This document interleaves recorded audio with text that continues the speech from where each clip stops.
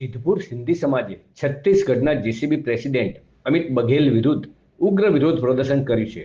સમાજના લોકોએ મામલતદાર કચેરી ખાતે એકઠા થઈ અમિત બઘેલના નિવેદનોને વખોડી કાઢ્યા હતા અને મામલતદાર તેમજ પ્રાંત અધિકારીને આવેદનપત્ર સુપ્રત કર્યું હતું.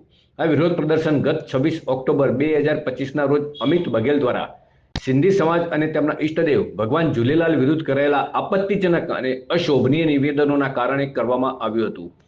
આ નિવેદનો છત્તીસગઢ ખાતે આપવામાં આવ્યા હતા.